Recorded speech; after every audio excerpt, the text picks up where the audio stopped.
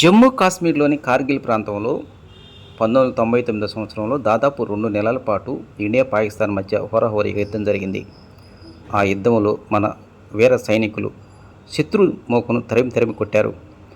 దేశ సమగ్రతను కాపాడటంలో మన సైనికులు చేసినటువంటి త్యాగాలను గుర్తు చేస్తూ ప్రతి సంవత్సరం జూలై 26వ తేదీ అంటే ఈరోజు దేశవ్యాప్తంగా కార్గిల్ విజయ్ దివస్ కార్యక్రమాన్ని ఘనంగా నిర్వహిస్తూ ఉంటారు.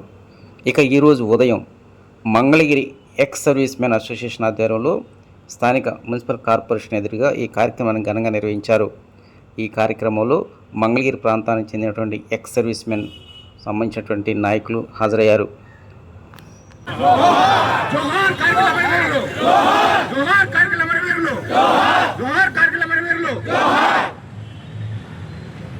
మనం ఇక్కడ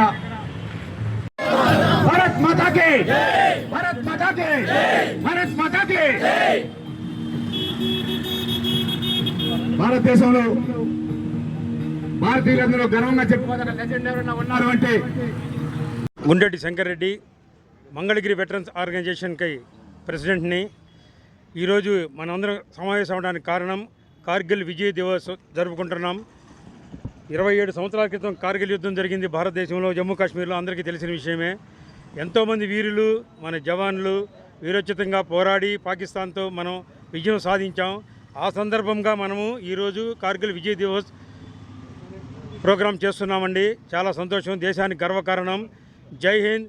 అమర్ జవాన్లందరికీ స్మరించుకుంటూ ఈరోజు వారి సేవల్ని గుర్తించుకుంటూ మనం వారిని స్మరించుకుంటున్నాం. జై హింద్. గర్వంగా 27వ కార్గిల్ విజయ్ దివస్ మహోత్సవాలు జరుపుకుంటుంది. అందుకు కారణం మన సైనికుల ఏరత్వం.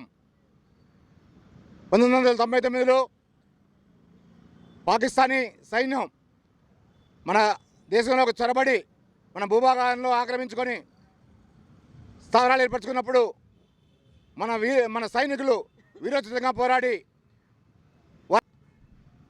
ఆ ప్రక్రియలో మన భారత జవాన్లు కూడా 527 మంది అమరులయ్యారు.